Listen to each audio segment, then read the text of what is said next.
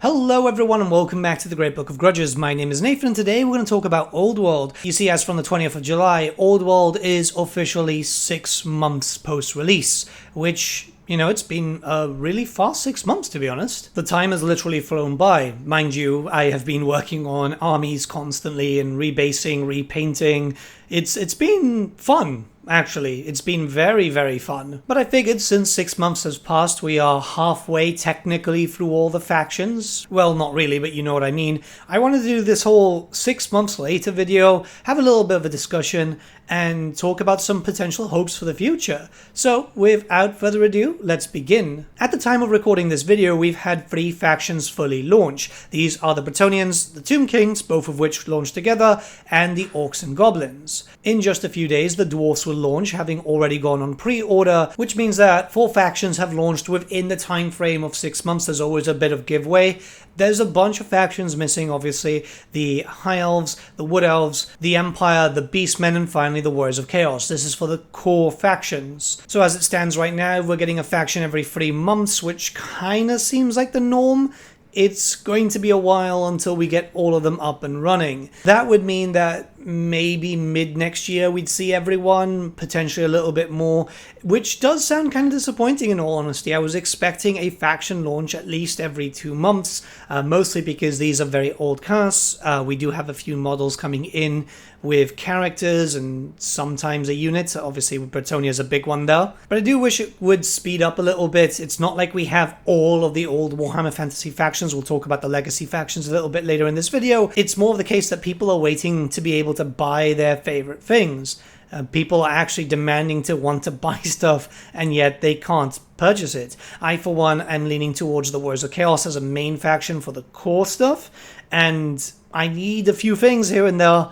It's becoming very difficult. Sometimes I look towards eBay, but scalpers and eBay people right now are obviously taking advantage of the drought and selling things for a much higher margin. Stock seems to be leveling out, which is good. The Bretonnians and the Tomb Kings still have a decent amount of items that are always out of stock, it seems. Mind you, it is important to note that Bretonnia and the Tomb Kings do rank quite highly at the moment in terms of playable factions.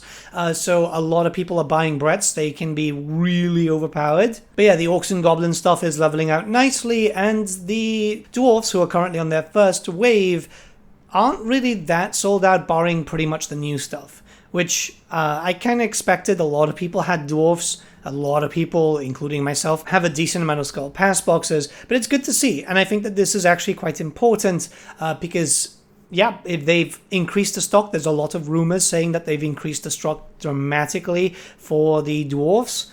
If it's going to be like this, it's going to be easier for people to buy. Price-wise, and I think that this should be talked about now, it does depend. Some stuff is pretty well priced. I like the idea of getting a bunch of Tomb Guard for pretty much the same price as other boxes which are available in the Age of Sigmar range from old Warhammer Fantasy Minis, but you're getting double the amount. A lot of this stuff is bigger. You can see it with the Orcs. The boxes are very, very large. And I think that that does help because when it comes to Old World, it's the same as Warhammer Fantasy. You're going to be taking a lot of big units, sometimes multiple small units. So you get one box and you can get 2 units out of it. The perfect example there would be the Skeletal Horseman, where you can make 2 units out of that if you want 2 units of skirmishers or pretty much anything like that. Certain things are a little bit disappointing in terms of price. I will never really justify a purchase of Upshatti, which is currently £55 for 3 of them. They don't even have that great rules, to be honest, at least from what I've been able to see.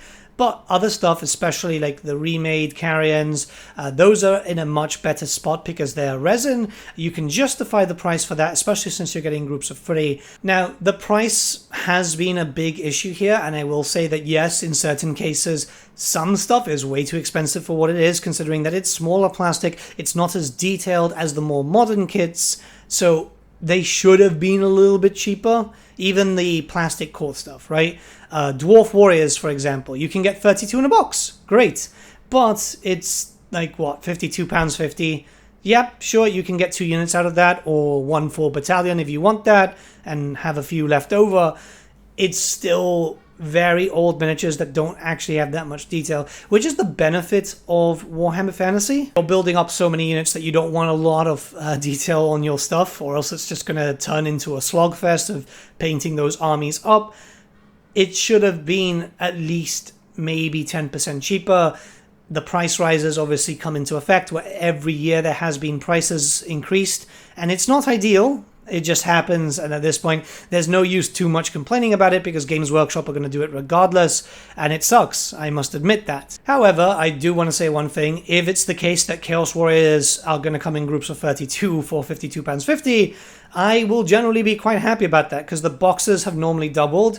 An old Chaos Warrior box was a unit of 16, oddly enough. So, yeah, I would love 32. I want a bunch more Chaos Warriors. I'm working on something stupid. One thing I will heavily praise is the battalion boxes. Yes, they have gone in price, but they're still very good value for money. We've only got 2 so far, because technically the Tomb King and the Bretonnian ones are start boxes, not battalion boxes, and they come with characters and so on.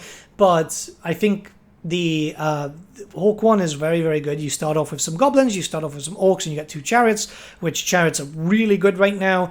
The dwarf one is completely insane. The fact that it starts with 2 flyers is absolutely amazing, because flyers right now are super OP, so it's definitely one that people should be looking to pick up if they want to be dwarf players. It does give me hope that some other ones are going to be quite good too. I imagine that the Chaos Warrior one might be Chaos Warriors, some Marauders, and then maybe 2 chariots, because it just kind of falls in line. Empire one could be some State Troopers, Knights, and something else. But yeah, that's just pure speculation. If they're as good as the 2 that we've had so far, yeah, this is going to be great to start off. Start kits are great. I basically got 2 of the Orc ones, and I'm having a lot of fun with them, mostly because I'm painting a stupid amount of Orcs. I'm really enjoying Orcs right now. So yeah, it's not a bad price, and it's a good thing to see. I want to talk about the staggered releases too. Obviously, I understand why Games Workshop does this. One, it's stock availability, what they can actually produce and so on. And secondly, they want to spread out the income throughout the year. It's still something that I find quite annoying, and that's maybe just me personally, because there's obviously stuff that I want to buy. The Dwarfs right now have come out with a very good amount of stuff. There's not a lot missing. This is just wave 1. It's been confirmed.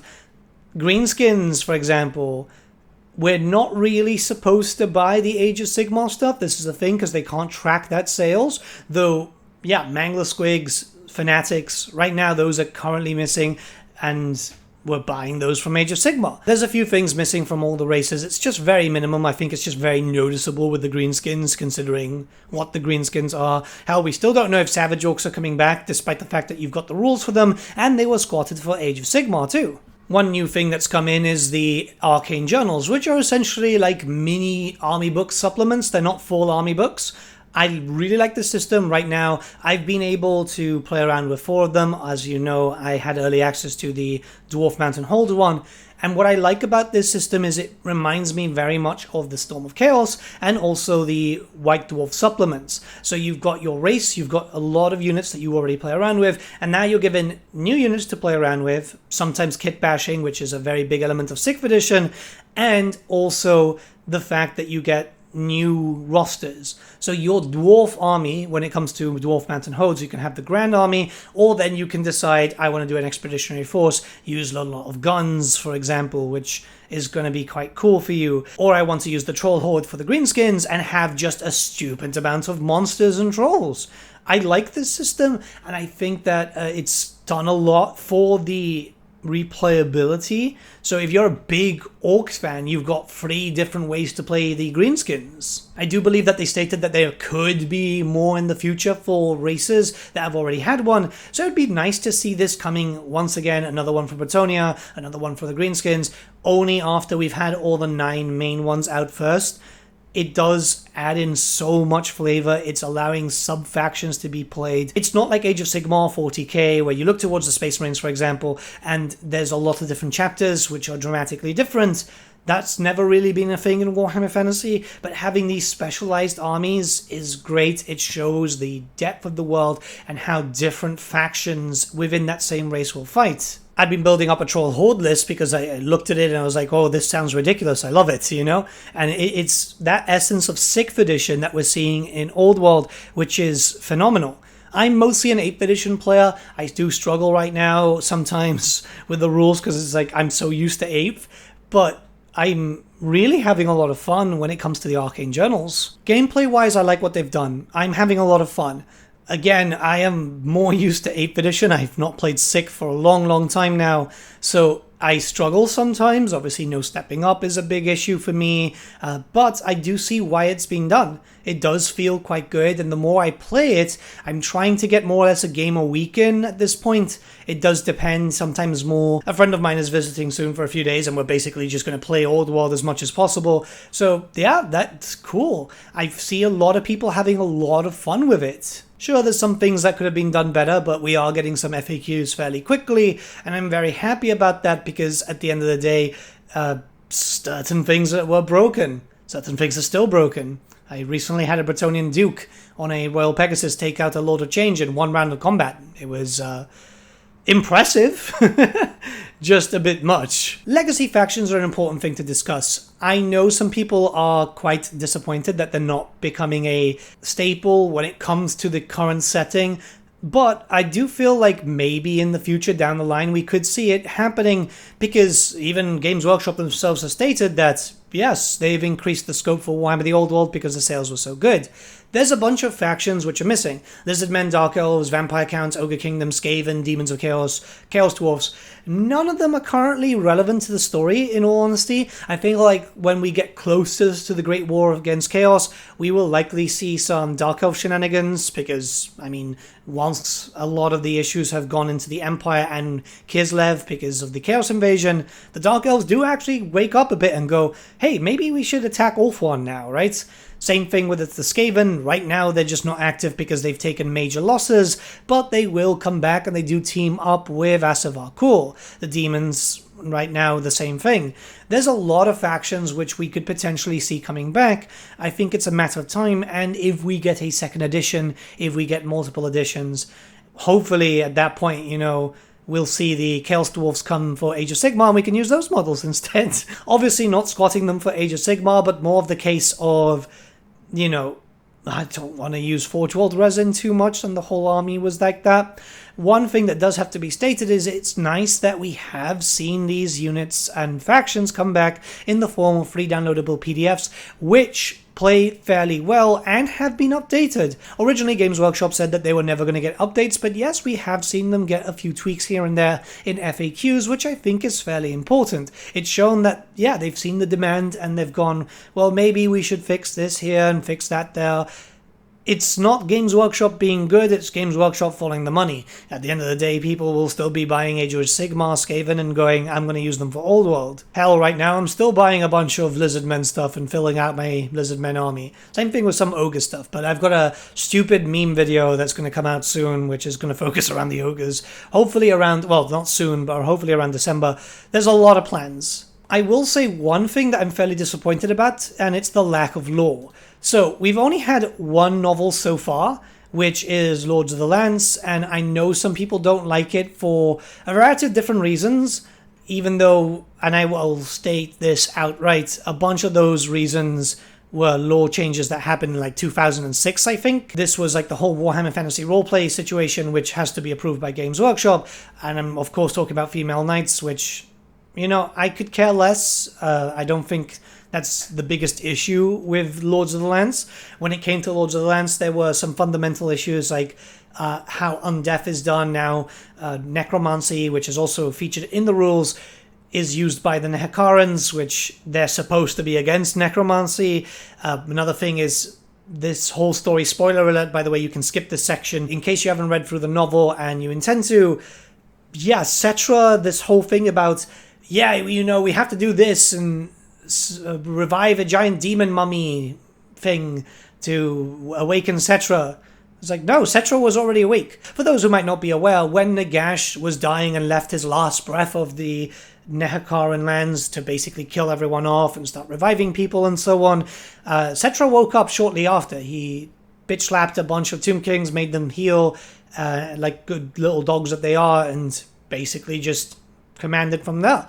Here it's like, oh, Cetra's still not alive, even though it's 200 years prior to the end of the world, or maybe he's just gone back to sleep every now and then because apparently Tomb Kings need naps. That was never really established, but it makes it feel like this was the summoning of Cetra, and that for me is like, well, why did this get changed? Why did this kind of devalue essentially what Nagash did when, yes, Cetra did come back from there? It's weird to me that people are more focused about female knights than the big lore change there. Same thing with like the necromancy situation. Now, I will say that some things in the book actually ended up quite good. You know, you get a lot of information regarding some orcs. You get information regarding the Strigoi, those who are still in Monkeyman and so on. So it's good to see that the novel was expanding into further outputs and we were getting more information around loads of different factions, and it wasn't just Bretonnians, Border Princes, Tomb Kings. Like, all the fight scenes regarding the ghouls and the crypt horrors and so on were really good. I really did enjoy that. There's some clear parts that Graham McNeill is very good at, and some stuff that he's not good at. But 6 months later, we only have one novel. It's a bit disappointing. I was kind of hoping that we'd see a novel release per faction, because that's what happens with Age of Sigmar and with 40k. You know, there's a brand new launch.